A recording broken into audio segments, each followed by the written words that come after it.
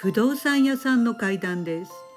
私たちはいつか必ず亡くなりますが、どんな亡くなり方をするかは選べないのかもしれません。さて、これは北陸地方にお住まいの30代の主婦の方からいただいた2つのお話です。その方を仮にまなみさんとしておきます。今から10年ぐらい前、まなみさんは末のお子さんの世話で忙しく、実家のお母さんとは頻繁にメールや電話でやり取りしていました。ちょうど年が明けて間もない頃でした。お母さんからまなみさんに自分の弟、つまりまなみさんのおじさんの安否を心配する電話をもらったそうです。お母さん曰く、年が明けてから弟とは連絡が取れないというのでした。まなみさんは、おじちゃんのことだからそのうちひょっこり顔を出すんじゃないと言うと、お母さんは、電気も止まっているし、携帯も止まっているというのです。それで心配してお母さんの兄が様子を見に行くと、駐車場に車があったというのでした。出かけているなら車があるのはおかしいということで、家にいるはずなのに応答がないというのです。お母さんの弟は病気もしていたので心配だと話していたそうです。そんなことを話していた頃、ある夜お母さんは不思議な夢を見ました。夢の中で黒いもやが現れてお母さんを襲ってくるというものでした。その後も黒いもやの夢をたびたび見たそうです。さすがに同じ夢を何回も見たので、お母さんは不思議がっていました。その数日後、お母さんの弟はすでに亡くなっていたことが分かりました。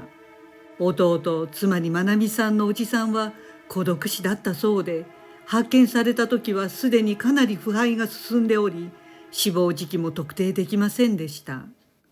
お母さんはまなみさんに、あの夢の中の黒いもやは弟だったのかなと残念そうに言っていたそうです。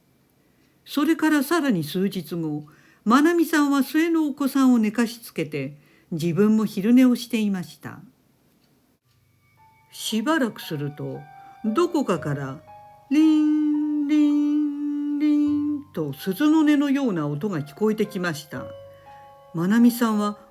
なんか聞こえると思い、そっと耳を澄ませたそうです。するとまなみさんの左耳だけに、チーンチーンとおりんの音が聞こえてきました。まなみさんはその音ですっかり目が覚めてしまったのですが、まぶたが開かなくなり、体も動かせずに金縛りにあってしまいました。まなみさんは、やばいと思いました。それと同時に誰かが近づいてくるのが分かったそうです。目をつぶっているまなみさんのその真っ暗な視界の中で、傘をかぶったお坊さんの集団が2列に並んで向かってきたのでした。おりんのチーンチーンという音とともに、お坊さんたちがどんどん近づいてきます。金縛りで何もできないまなみさんは、このままだと私は連れて行かれると恐怖に思ったそうです。心の中で必死に、今私はそっちに行くことができないの。まだ私は死ねない。どっかに行ってと強く願いました。するといつの間にか睡眠に誘導されたのか意識がなくなり、目が覚めた時はいつもの部屋で何も起きていませんでした。その時まなみさんはふとあの中に亡くなったおじちゃんがいたのではと思ったそうです。お母さんの弟は生前まなみさんをとても可愛がっていたそうで、お別れを言いに来ただけなのかもしれないと思いました。さて話は変わって、それから4年が経ちました。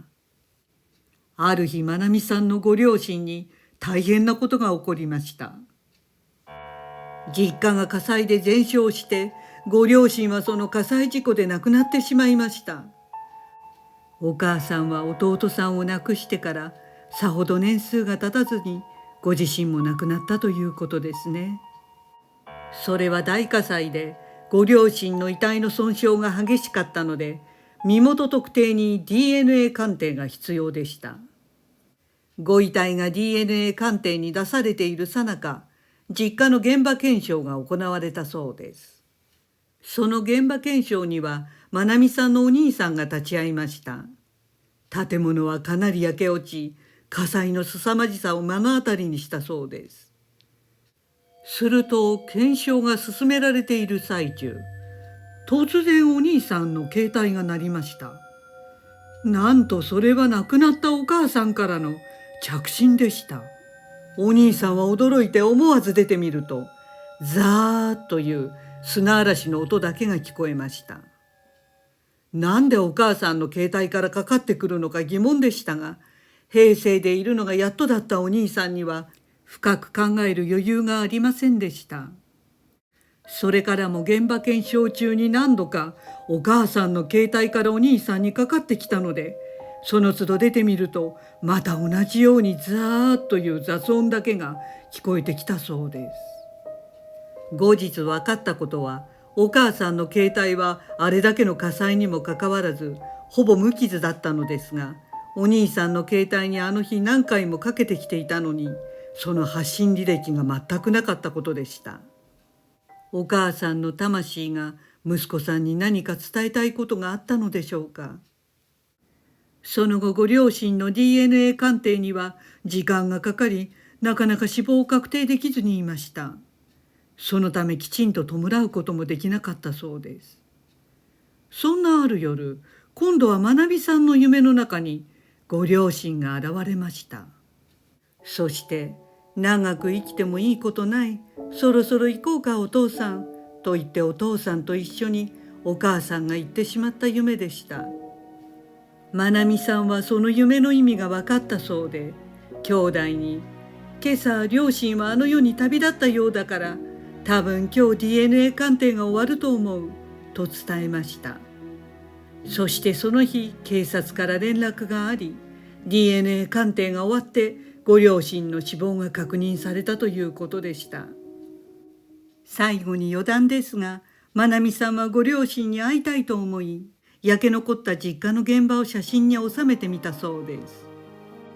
両親の霊が映り込んでいないかと思ったのですが、両親ではなく以前実家で飼われていたペットのワンちゃんが映り込んでいたそうです。